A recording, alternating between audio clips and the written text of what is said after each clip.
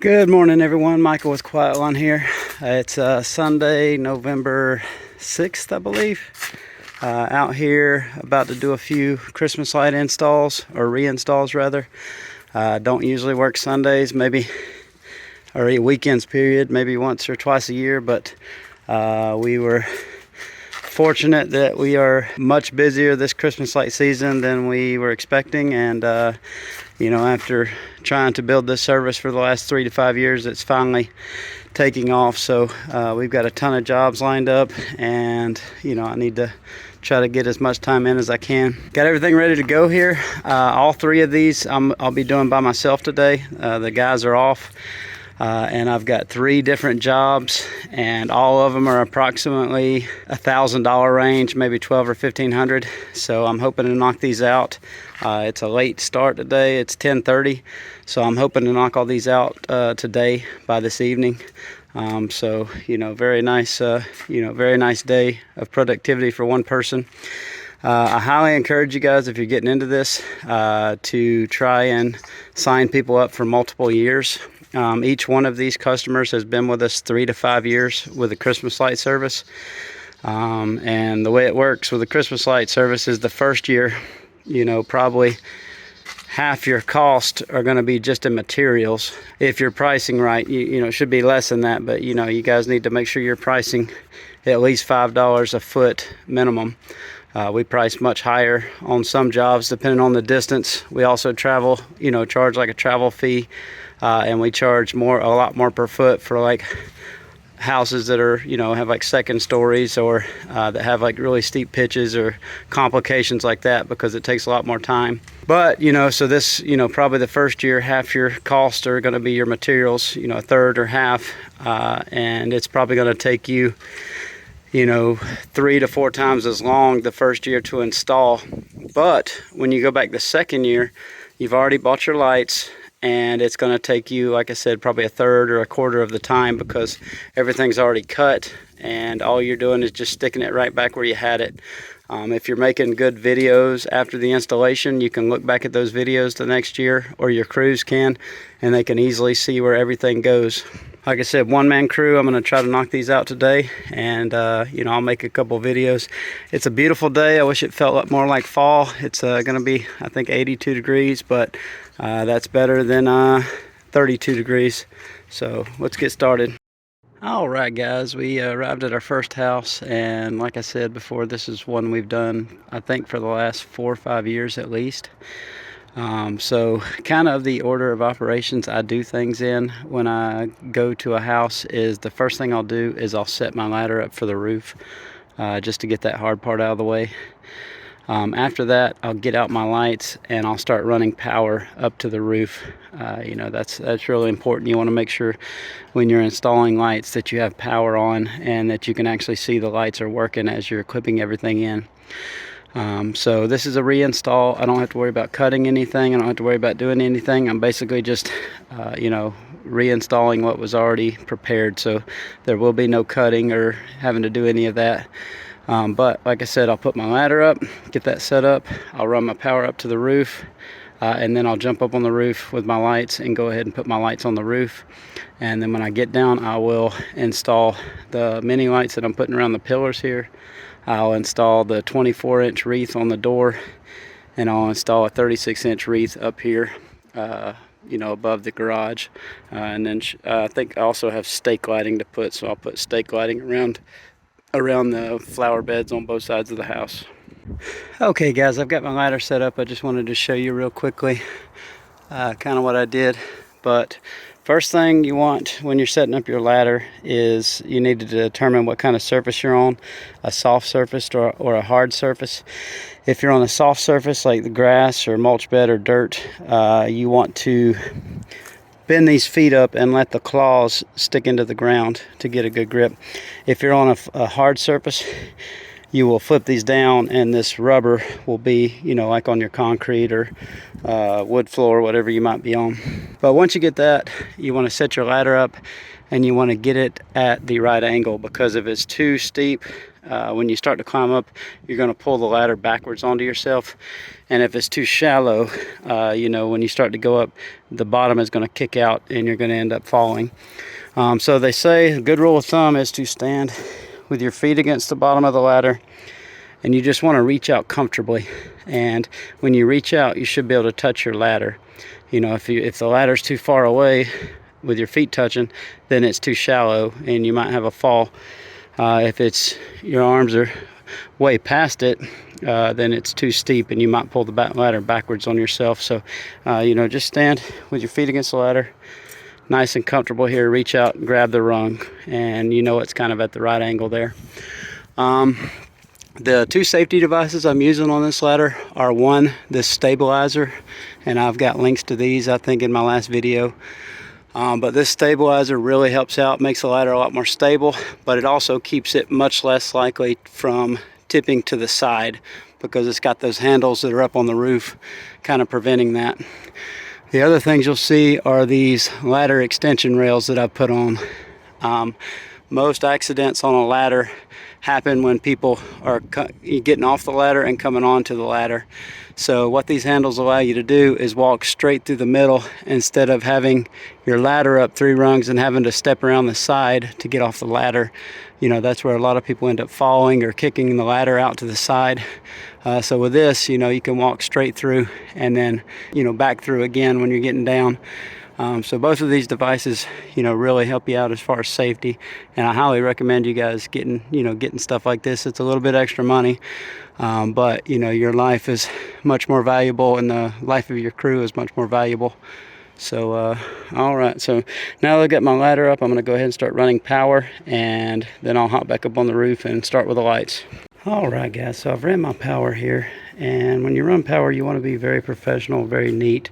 You don't want just extension cords hanging up going to the roof. So what I've done is ran it along the floor here and then tucked it inside this J channel all the way around right here. I've ran another wire here to feed both of my poles here, and then my line continues up and goes up onto the roof. But you see it's all nice and tucked in, nice and neat. Clean install. I do have one other thing here. She's added a storm door since last year, so my wreath wouldn't fit on the door, so I need to go get like a suction cup or some kind of holder that I can put on this window for our wreath. But okay, so now I've ran power. I went ahead and wrapped these columns while I was here. Wrapping columns is fairly easy. You just want to keep your spacing right, so I use my hand as I wrap around, and at each corner, you know, I'll put my hand there and wrap around that, and then you just kind of go back and adjust anything you need to adjust after you get done, kind of make it look nice and even. So you can see right there both columns. All right, so that's done. Now I'm going to get up on the roof and start doing the roof lights. Okay guys, so if you've ever done Christmas lights before, you know there are special clips for different types of roofing, different situations.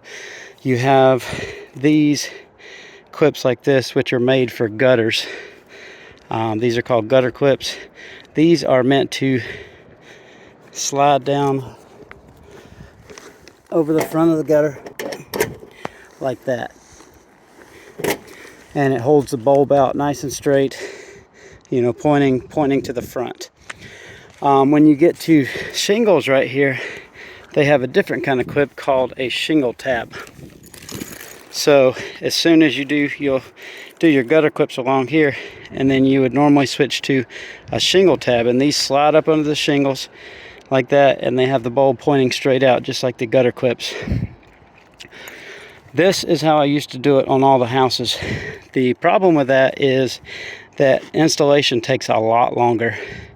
The benefit is it looks a little bit better. All the bulbs point the same direction. It looks a little bit more professional.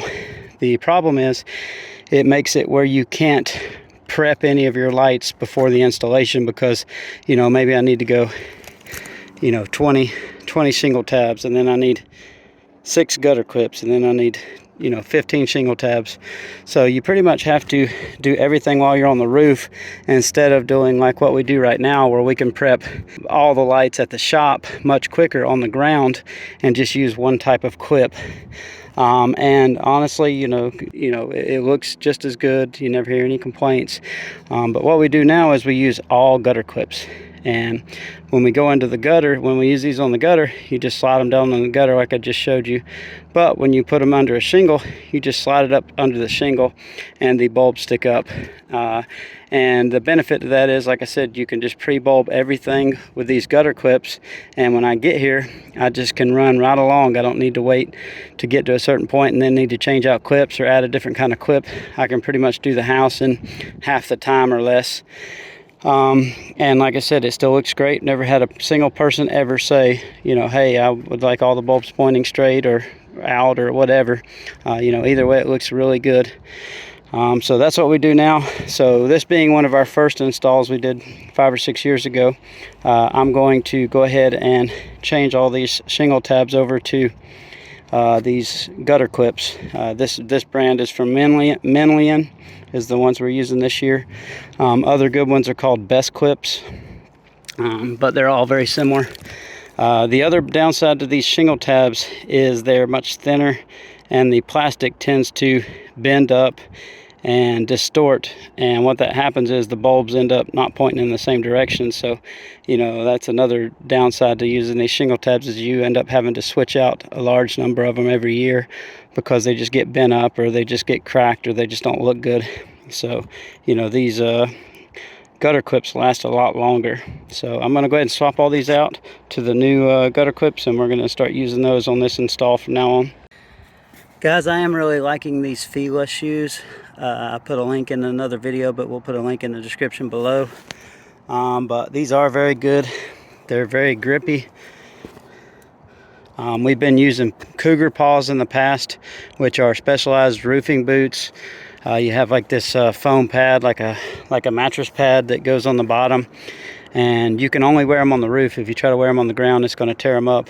But somebody on another group recommended these Filas and said they grip just as good, if not better, than Cougar Paws, and they cost about a fifth as much. I think these are $30 on Amazon, and Cougar Paws are, I believe, $150, maybe more, maybe $175. So you might want to check these out. I've got a pair for all of our guys, and they seem to like them, and they're a lot more comfortable than wearing a boot on the roof. Okay guys, we just finished up, got my roof lighting all finished up, put my 36-inch wreath up here that I decorated. I just zip tied Christmas ornaments into it. Same thing I did with the 24-inch wreath here. So we've got our roof lighting. We've got our stake lighting around the beds on both sides. And we've got our columns wrapped. And the only thing I have to do is I'll have to swing back by here with one of those suction cup holders, wreath holders, because she's added this storm door since last year. And we're not able to hang the wreath like we did last year. So when I come back by here, I'll just put one of those holders on there and then hang our 24-inch wreath. But that's it. Last thing I'll do before I leave is I'll go ahead and set my timer. And we use very simple timers, these photocell timers, to make it simple. You don't want anything that's going to get messed up or somebody's going to be able to play with. So what we generally do is set this to 6 hours. And what that means is as soon as this photocell comes on after dusk, this thing will stay on for 6 hours. So it'll go off around midnight or so, maybe a little earlier. So set my timer, it's all good to go. I will test it. I'll hold my finger over here, and these older ones, they turn on after about 15 or 20 seconds if the photocell is still working. Yep, so you see power light came on, so the photocell is working. Beware if you buy these new versions at Home Depot, they now have a 5-minute timer. So we thought a bunch of them weren't working, but we had to hold it over there for 5 minutes, but the older ones were like 20 seconds. All right guys, just pulled up to the second job. Luckily it's in the same neighborhood as the first one. First one did take longer than I wanted it to. I ended up changing out all those clips to the gutter style clips. and I ended up making some other changes as you know, I've found better ways to do things over the years, so I kind of fixed some issues that I didn't know a few years ago on that one. Pulled up the second one. I'm going to do the same thing on this house. I'm going to do the whole roof line.